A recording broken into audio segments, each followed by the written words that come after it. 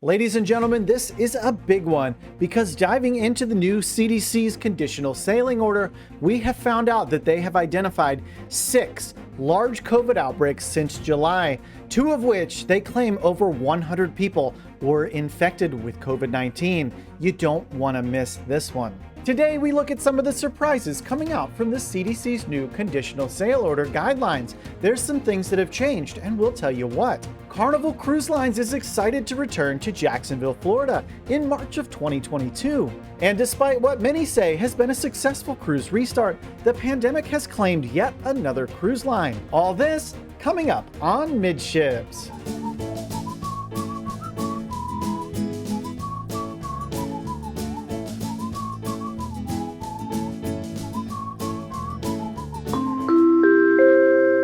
Hey, welcome to the Midships YouTube channel. I'm your Captain Corey. Thank you so much for stopping by the channel today. I want to remind you all that our cruise swag giveaway is currently going on.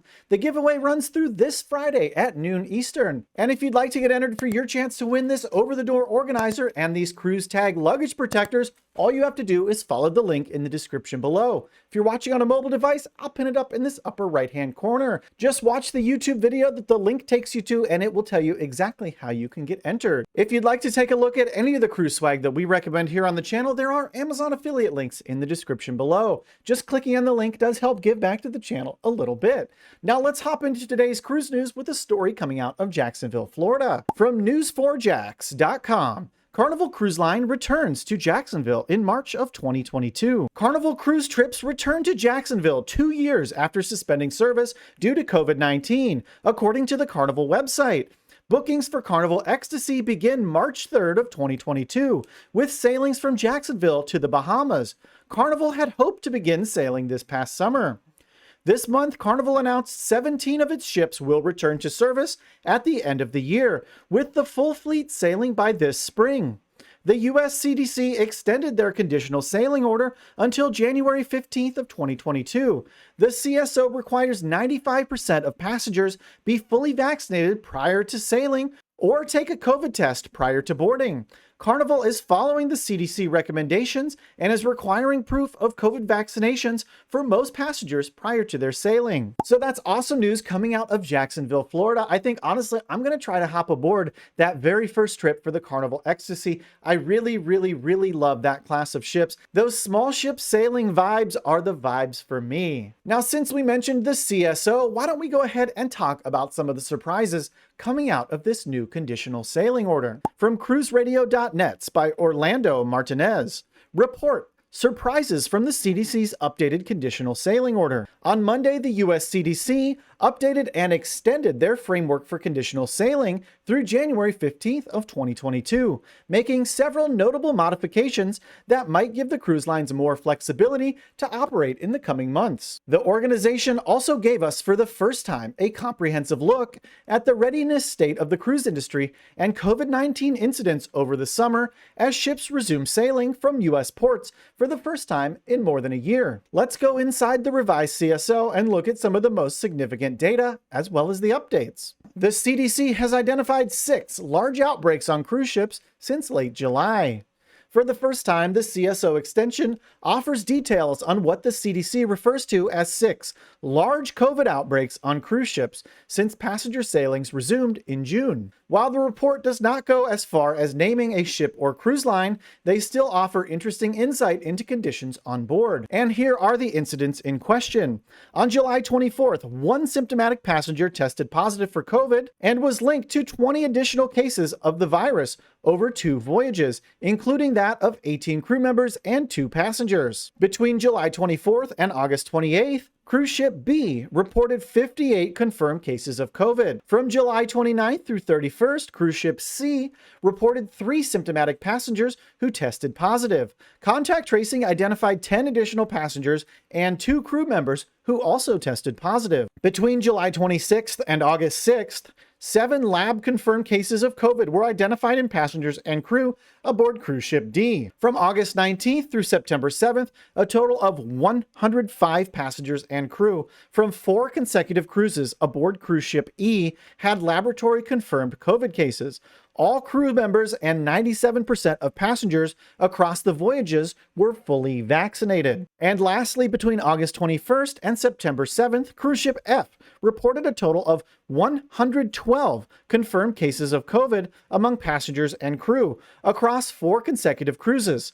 100% of passengers and crew aboard all 4 sailings were fully vaccinated. So it seems like a little bit of the narrative might be changing on these fully vaccinated cruises, because obviously breakthrough cases are happening in the hundreds now, confirmed by the CDC. While even a single case of COVID on a cruise ship is cause for concern, the number of large outbreaks, hospitalizations, and evacuations, as reported by the CDC, seem to be relatively low, considering the thousands of passengers who have enjoyed a cruise vacation in the 4 months since sailings have resumed. And thousands seems like a very conservative number. I would put the estimate in the tens of thousands or the hundreds of thousands of people that have resumed cruises since sailings resumed. The CDC reports several instances of passengers who had COVID symptoms at the time of embarkation or became symptomatic during their cruise who did not immediately report their symptoms to the ship.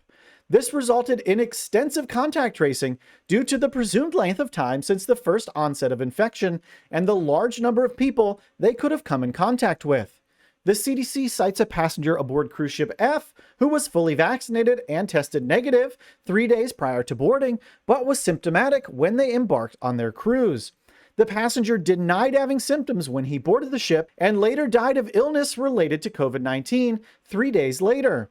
This is the only COVID-19 related death cited by the CDC in the conditional sail order extension. And honestly, that kind of sounds like a positive sign. I figured we would have at least more than one passenger fatality to speak of in this CSO, just judging from some of the reporting that I've done over the past 4 or 5 months here on the channel, but apparently only one has made it in to the CSO. As a result of the deceptive passenger, extensive steps were taken by the cruise line, as noted by the CDC. Those steps included contact tracing, notifying close contacts, additional testing on board the ships, isolation for close contacts, as well as additional quarantine for those who tested negative. Of note, the cruise line identified up to 30 close contacts from just one infected passenger. Now let's talk about what the cruise lines think about the CSO. As part of the CSO process, the CDC solicited public comments from the cruise industry and their partners. The CDC reports that it received only 15 responses, 11 of which were cruise industry representatives.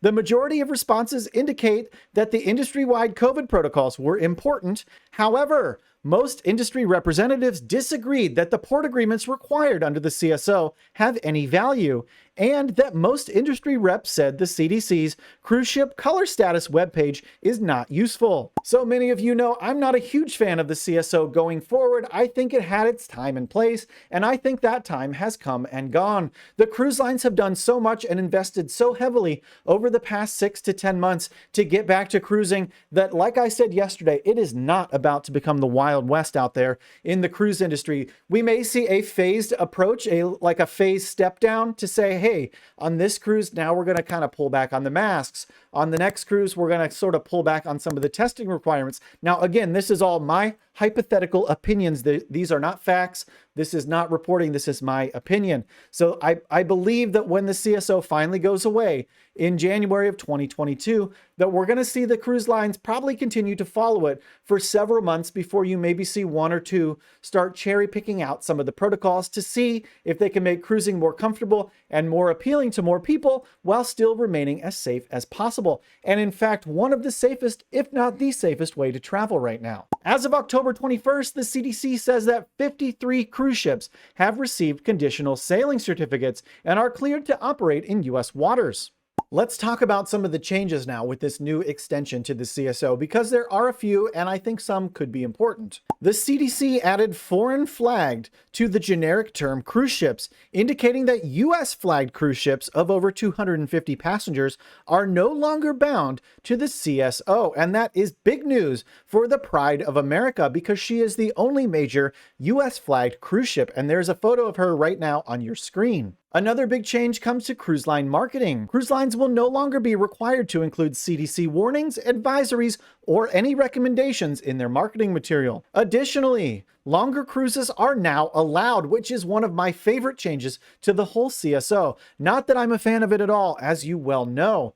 The requirement that cruises be limited to 7 nights or less will no longer apply as of November 1st, meaning longer sailings are now allowed. All right, we got those big cruises. And perhaps the biggest change to the whole CSO extension is a pathway away from fully vaccinated cruising. Let's learn about that. For the first time, the CDC has outlined a process for cruise ships that are sailing fully vaccinated. That's ships that did not complete a simulated voyage and are cruising with 95% of crew and passengers vaccinated to transition to cruises with fewer vaccinated passengers without having to go through a simulated voyage. While this might seem like a small pivot, this new process has the potential to be a significant change that will give cruise lines tremendous flexibility in operating as the pandemic continues to evolve. And that might be my favorite provision of all, because I truly do feel bad for those who are not able to cruise because they're medically ineligible to receive their vaccination.